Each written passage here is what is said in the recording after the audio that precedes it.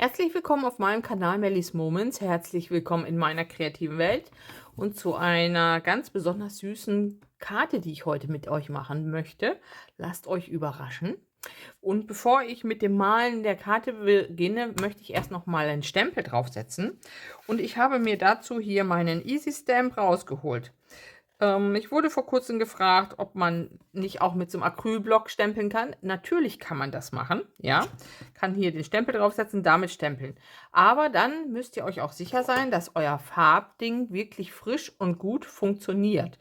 Sollte nämlich der Stempel beim ersten Mal nicht richtig gut sein und die Farbe sich nicht richtig gleichmäßig stempeln lässt, dann ist es schwierig, mit diesem Acrylblock nochmal auf die gleiche Stelle zu kommen.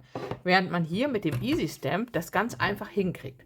So, das mache ich jetzt einfach mal. Ich schnappe mir den hier, ich klemme mein Papier rein. Das ist das Aquapad Papier von Clairefontaine, ein gemischtes Aquarellpapier, 300 Gramm. Das nehme ich sehr gern für meine Karten, für die kleinen Motive reicht das. Und jetzt nehme ich mir hier meinen Weihnachtsstempel und setze mir den hier oben so hin. Ich möchte hier die Figur malen und da ist der dann ganz gut aufgehoben. Und von daher, dann klappe ich mir diesen Easy Stamp zu und der Silikonstempel bleibt jetzt hier hängen. Und nun kann ich hier wunderbar mit meiner Farbe, die wasserfest ist, das ist wichtig, weil ich da gleich noch mit Aquarellfarbe rübergehen möchte, auf den Stempel hier tütschen und zusehen, dass der gut mit Farbe benetzt ist. Dann klappe ich das Ganze wieder zu, drücke hier meinen Stempel ordentlich drauf und jetzt ist nämlich genau das passiert, was ich eben sagte. Hat nicht gut genug hier unten gedrückt. Und jetzt kann ich hier einfach nochmal wieder mit der Farbe drauf gehen und ich werde gleich auf der gleichen Stelle landen. Und das ist mit dem Acrylblock nicht möglich. Das kriegt ihr ganz selten so gut hin, dass ihr das wirklich gut trefft. So, guckt mal. Und jetzt ist das, Entschuldigung, bin an meine Kamera gekommen. Jetzt ist das wirklich wunderbar geworden hier. Jetzt passt das. Und weil ich gleich ein bisschen Trocknungszeit immer habe, mache ich 2 Karten parallel. So, dann habe ich hier nochmal den. Ja, da sind so kleine Magnete bei, da fixiert man das Ganze. Und jetzt habe ich hier nochmal die frohen Festtage. Mache ich die da nochmal in die Ecke. Klappe ihn zu, das Silikon bleibt kleben. Ja, das Stempelkissen ist schon gut und viel benutzt worden, deshalb ist da vielleicht nicht mehr so überall Farbe drauf. Klappe ich das wieder zu und der Stempel landet hier in der Ecke und diesmal ist er auch fast gut. Ich finde ihn vorne noch ein bisschen dünn, muss ich sagen. Ich mache jetzt nur noch mal auf die vordere Geschichte ein bisschen Farbe. So, mal gucken, ob es jetzt besser wird. Ja, sehr schön. So, habe ich zweimal die Rohlinge vorbereitet. Ihr könnt das mit warmem Seifenwasser ab und zu mal abwaschen oder auch mit Reinigungsalkohol geht das wunderbar. Wenn die mal nicht mehr so richtig kleben, nehmt Reinigungsalkohol, macht das richtig schön sauber und dann sind die wie neu und kleben wieder ganz toll. So, gut. Und das kommt mal zur Seite. Und auf der einen Karte möchte ich vielleicht noch ein paar Päckchen machen. Und dazu nehme ich jetzt tatsächlich mal den Acrylblock, damit ihr das gleich mal seht, den Unterschied. Also man klebt es auch hier auf den Acrylblock, hat hier seinen Stempel, kann hier richtig schön drauf gehen oder auch umgekehrt. Und ich setze mir hier jetzt meinen Stempel hin und hoffe, ja, der hat gut gestempelt. Das hat jetzt funktioniert. Sehr schön. Okay. Ich lege immer ganz gerne so einen farbigen Karton unter. Dann ist das für euch nicht so blenderig, als wenn man nur weiß auf weiß malt. Ich glaube, das ist ein bisschen angenehmer für die Augen. Ne? Gut. Ich mache euch ein bisschen größer, damit ihr das alle seht, was ich jetzt hier malen werde. Okay, ich male heute eine ganz süße kleine Wintermaus, eine Winterweihnachtsmaus. Und wie mache ich die? Ich fange an und setze mir hier für den Kopf, denkt euch ein Oval, ja, denkt euch ein Oval, aber malt mal nur die Hälfte. Ein halbes Oval. Dann möchtet ihr, dass die Maus eine Mütze bekommt. In so einen leichten Bogen, so ganz leicht geschwungen. Nehmt ihr den Mützenrand, zieht euch den hier hoch und malt den zweiten Teil. Jetzt setzt ihr die Mützenkuppel auf. Und zwar soll die nicht so groß sein wie der Kopf, sondern ein bisschen kleiner. Ja, also ein bisschen weiter nach innen versetzt. Macht ihr wieder einen Halbkreis und kommt auch hier ein bisschen weiter innen versetzt dran. Und einen Bommel. So, und warum jetzt das weiter nach innen gesetzt, das zeige ich euch gleich. Zuvor machen wir einen Schal. Einfach hier einen Strich runter, den Halbkreis von dem Gesicht folgen, macht hier den Schal runter und habt der Maus einen Schal gegeben. So, jetzt sieht es noch nicht nach Maus aus. Jetzt kommt das, was nach Maus aussieht. Fangt nicht hier, fangt hier ungefähr an, da wo der Kopf enden würde. Da fangt ihr an, ja, wenn ihr euch das so weiterdenkt, und macht einen schönen großen Halbkreis. Hier fängt der Kopf an und macht da 2 Mäuseohren. Die sind mir ein bisschen, einen kleinen Hauch zu lang geworden.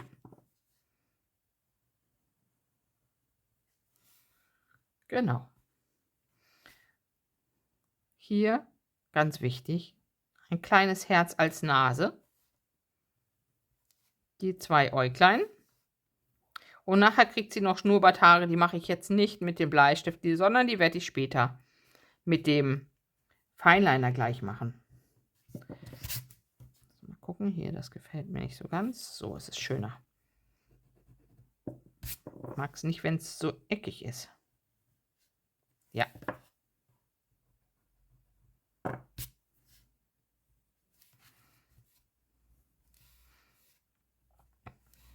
Und nun geht es noch daran, und ihr setzt einen Körper.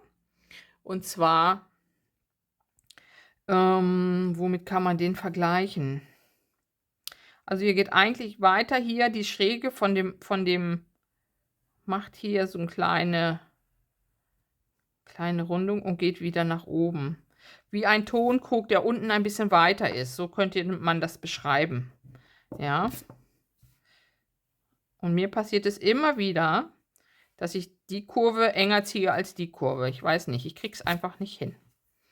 So, und dann sind wir schon fast fertig. Jetzt malen wir hier einfach noch Füßchen hin. Und zwar macht ihr einfach nur 2 Außenstriche und hier so kleine Dinger dazwischen. 2 Außenstriche, oben ruhig zum Körper hin ein bisschen enger als vorne. Und das Ganze kann man hier auch genauso als Pfötchen machen. Einfach so. Und einfach so. Und natürlich darf der kleine Mäuseschwanz nicht fehlen. Und das wird doch total entzückend. Genau, die Maus. Die hat die Geschenke da. Jetzt mache ich nochmal die gleiche Maus. Die hält aber dann gleich einen Tannenbaum in der Hand. Also, wir fangen wieder an. Wir machen wieder eine Halbkugel. Müsst ihr nicht so schräg setzen. Ich habe die jetzt immer so ein bisschen schräg gesetzt. Ich finde es eigentlich ganz schön, wenn wenn der Kopf so ein bisschen schief ist. Ne? Aber wenn ihr sie lieber gerade malen wollt, dann macht es gerade. So, die Halbkugel von dem Oval. Stellt euch den Kopf als Oval vor. Die Hälfte malen wir. Dann geht es wieder in so einen leichten Bogen die Mütze rüber. Hoch, rüber mit der Mütze. Das ist jetzt der Mützenrand Vielleicht ist er auch schon ein bisschen zu weit raus. Könnte etwas kürzer sein, eventuell. Mal gucken. So, dass er so gerade so rüber guckt. Die Mütze selber ist kleiner als dieses Oval. Also sprich, wir setzen sie hier an und gehen hoch und setzen da zurück. Ihr könntet auch eine Zipfelmütze machen, wie euch das gefällt. Ich mag die eigentlich mit diesem Bommel hier ganz gerne. So, und dann kommen hier wieder die Mäuseohren. Hier in der Ecke, in dem Winkel sozusagen, fangen die an und macht sie nicht zu klein. Macht schöne, große Mäuseohren. Das macht das Ganze erst so richtig niedlich. Ja, die sind wichtig. Und da kann man dann nachher noch so ein Dings reinsetzen, hier diese. So, das Herzchen als Nase, die kleinen Augen. Setzt es nicht zu hoch. Alles. Das muss hier unten im unteren Drittel sein. Das sieht einfach süßer aus. So, und dann kommt wieder der Schal. Ziehe ich hier so runter. Und der Körper. Der endet hier mal mitten im Schal. Und dann kommen hier wieder die Füße. Einmal so, am Körper ein bisschen enger als außen. Ja? Und so 2 Zehen. So, die nimmt auch einen vorne. Und jetzt hält sie aber gleich mal den Tannenbaum. Deshalb mache ich die andere Hand hier so hin. Und hier male ich gleich einen Tannenbaum hin, den sie sozusagen hinter sich her schleppt. Genau. Und ihr kleines Schwänzchen kommt dahinter lang.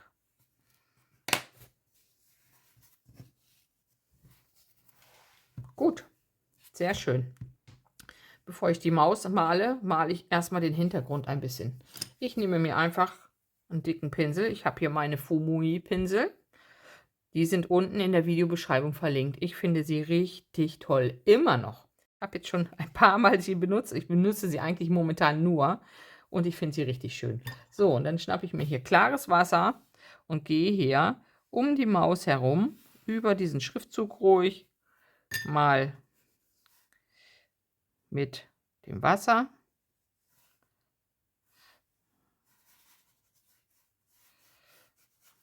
Deshalb merkt ihr jetzt, deshalb ist es wichtig, einen wasserfesten Stempel zu haben. Wenn ihr das nicht habt, wasserfeste Stempelfarbe, müsst ihr den Stempel hinterher draufsetzen. Ja, so. Hier bis an die Maus ran.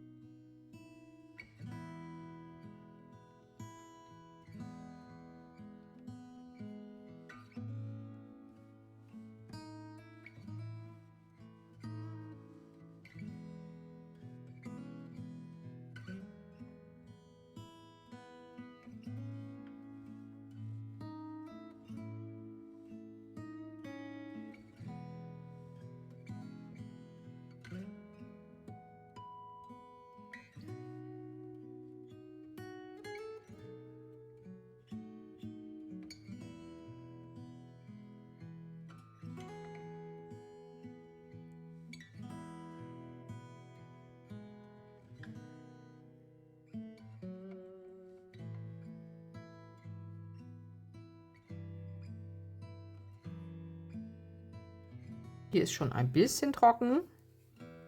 Das reicht zumindest, um mal mit dem Tannenbaum anzufangen. Und zwar mache ich den so, als ob sie ihn hinter sich herzieht. Ja, und dafür male ich jetzt sozusagen erstmal hier hier ist hier Pfötchen. Und ich male jetzt hier den so schräg nach unten weg, den Tannenbaum. Da so ein bisschen dicker, da ein bisschen dünner. So, dann denkt dran, wenn man einen Tannenbaum zieht, dann ist der unten ein bisschen platter, ne? Also jetzt nicht den Tannenbaum malen, wie ihr ihn normalerweise malen würdet. So, ich nehme hier noch wieder mein Grün. Sehr schön. Das kann ich noch nutzen, was ich hier habe auf meinem Tellerchen. Es wird einfach nicht alle. Unglaublich. Es wird einfach nicht alle. So.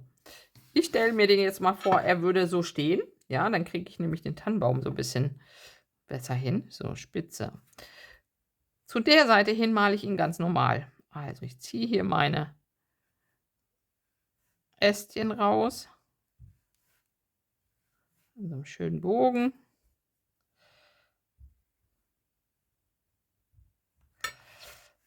Und setze hier jetzt noch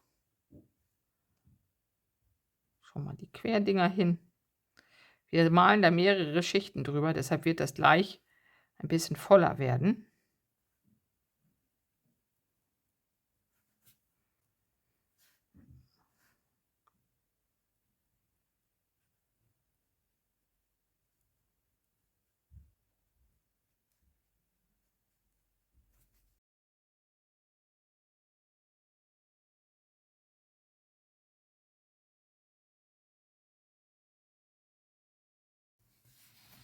So. Und den anderen Teil, den zieht sie ja. Da müssen die Äste also ein bisschen platter liegen. Aha, als ob sie diesen Baum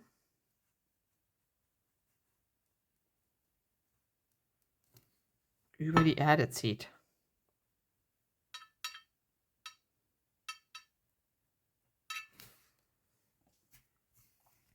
So, jetzt lassen wir das einen kleinen Moment trocknen. Und dann kommt da gleich noch mal eine etwas dunklere Tannenbaumschicht drauf.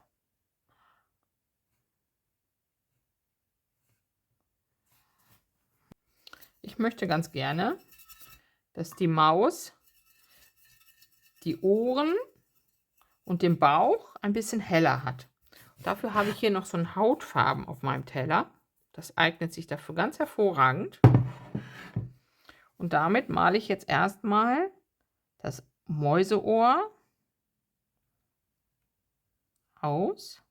Ich hoffe, das Blau ist jetzt trocken, damit das da nicht noch reinzieht. So. Andere Seite auch. Kann die Farbe ganz kurz mal antrocknen ein bisschen. Ich habe wieder vergessen, ich vergesse immer wieder, den Bleistift wegzuradieren. Warum sagt mir denn das keiner von euch? Dass ich doch mal den Bleistift vorher ein bisschen wegnehme. Meine Güte. Leute, ihr müsst doch aufpassen. So, und genauso möchte ich ganz gerne, dass sie hier an der Schnute ein bisschen heller ist. Und hier am Bauch. Mit so einem kleinen runden Bauch. So, und ich mache jetzt keine graue Maus, sondern ich mache eine braune Maus. So, und das heißt, ich gehe jetzt mit ein bisschen bräunlicheren Ton, mit so einem schönen mittelbraunen Ton, gehe ich jetzt mal rein. Hier setze ich nochmal an die Ohren außen diesen Farbton. Hier auch.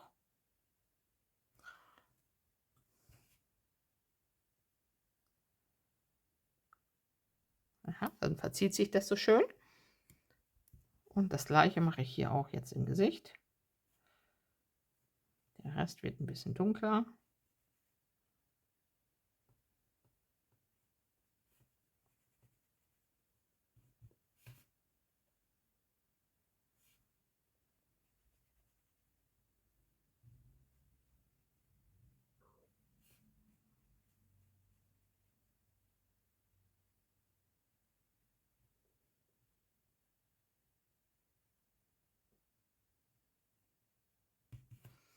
Ja, Gesicht ist hier sogar schon wieder ein bisschen weggegangen. Noch mal ein bisschen hell reinsetzen. Das Hell vertreibt dann jetzt ein bisschen nochmal. Ja. So, da unten. Der Bauch ist schon wahrscheinlich jetzt fast zu trocken. Mal gucken.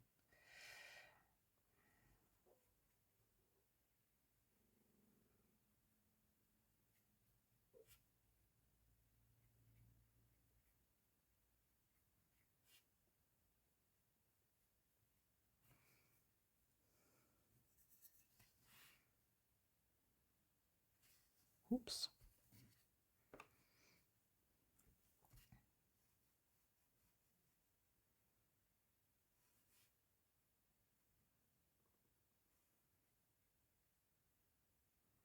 So, ich möchte, dass der Bauch aber ein bisschen ineinander übergeht. Deshalb ziehe ich hier jetzt so ganz leicht die Farbe einmal so rüber.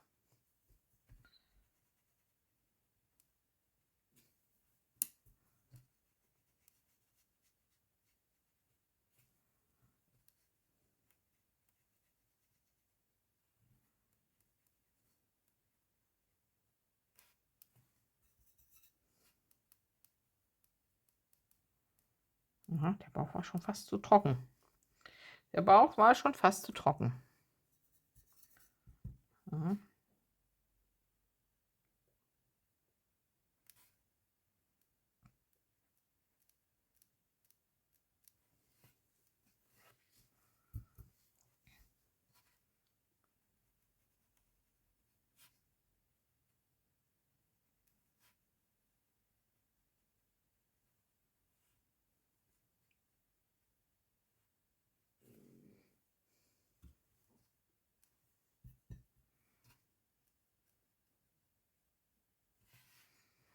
Mhm.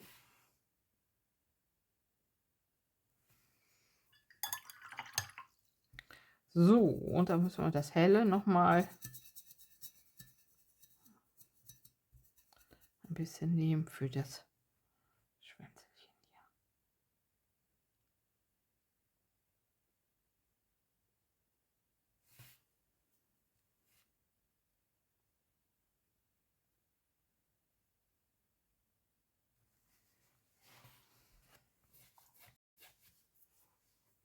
Also die Ohren gefallen mir gut, da hat das gut funktioniert. Hier, ihr lernt aus meinen Fehlern, ne? Ich habe das vorgemalt, ich habe das vorgemalt, ich habe das vorgemalt. Das war ein Fehler. Vormalen, vormalen, Ohren malen. Dann hier vormalen, Gesicht malen und dann erst Bauch vormalen und den Rest. Ist jetzt nicht so dramatisch, finde ich jetzt nicht so ganz schlimm hier, aber lernt aus meinen Fehlern, ne? Schritt für Schritt. So, jetzt ist die Tanne soweit trocken. Jetzt nehme ich noch mal ein bisschen dunkleres Grün und gehe jetzt hier noch mal einfach hinein. Mache so ein paar Strichchen und das kann sich ruhig ein bisschen versetzen. Ja, und jetzt kommt erst hier so rechts, links die Tiefe hinein in diesen Tannenbaum.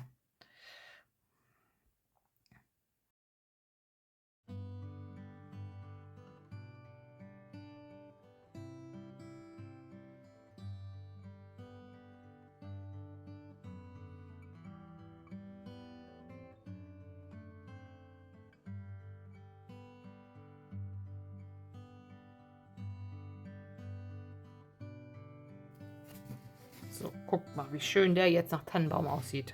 Super. Ich drehe mir das jetzt mal, damit ich es mit der Hand besser habe, einfacher. Ich mache jetzt Mütze und Schal im gleichen Farbton.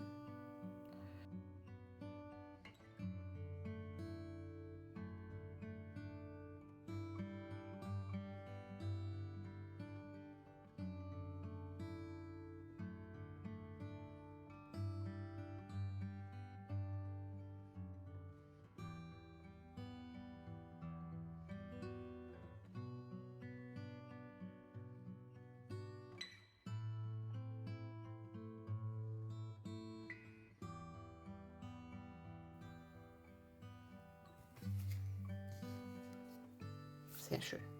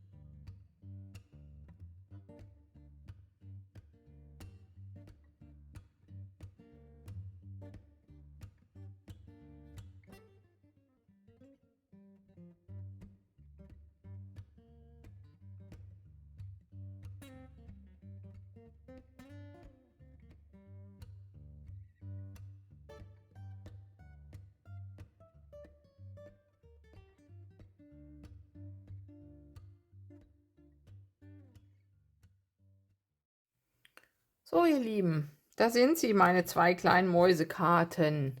Und ihr habt gesehen, das war gar nicht schwer, das ist ganz einfach. Wenn ihr so einen Stempel nicht habt, ist das nicht schlimm. Malt einfach so Päckchen, kriegt ihr auch hin, ne?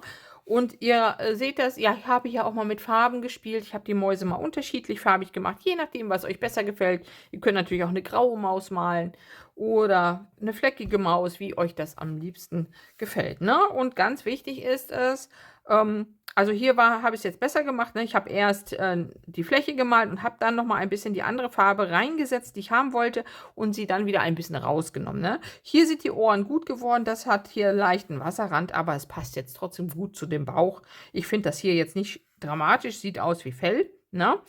Ähm, Wichtig ist, denkt daran, Schatten zu setzen. Schatten machen hier Leben rein in das Ganze, ne? Wenn das jetzt nur eine einfarbige braune Fläche wäre hier unten, würde das ganz anders und viel langweiliger aussehen. Also arbeitet mit euren Schatten. Man könnte auch noch an der Maus ein paar Schatten setzen, ne? Indem man hier unten noch mal so ein bisschen mit einem Stiftchen reingeht und hier noch mal den Bauch so ein bisschen schattiert oder auch die Füße, ne? Immer da, wo der Körper ein bisschen Schatten wirft, kann man das einfach noch mal machen. Ich lasse sie jetzt so. So sind sie für mich jetzt in Ordnung. Ja, ich hoffe, euch hat das kleine Video gefallen. Wenn ja, lasst mir gerne einen Daumen da. Abonniert meinen Kanal und wir sehen uns im nächsten Video wieder. Es ist nicht mehr lange hin bis Weihnachten. Ich muss mal schauen, ob ich nächste Woche noch eins schaffe. Ich bin übers Wochenende verreist, aber gut. Ich gucke mal. Für euch bemühe ich mich natürlich. Ne? Ja, dann habt viel Spaß beim Ausprobieren. Macht es gut. Eure Melanie. Tschüssi. Ach ja, PS natürlich. Denkt daran, alle Dinge, die ich benutzt habe, sind unten in der Videobeschreibung verlinkt. Der Easy Stamp, hier die tollen Pinsel von Fumui. Diesmal habe ich die Farben von Paul Rubens nochmal genommen. Die sind unten verlinkt. Schaut doch da gerne rein. Diese Kartenrohlinge sind da verlinkt, da könnt ihr gerne gucken. Die Stempel sind verlinkt, ne? Also wer da Lust hat, kann da gerne in der Videobeschreibung stöbern und sich mit den Dingen eindecken, die ihm noch fehlen. So, jetzt aber. Tschüssi.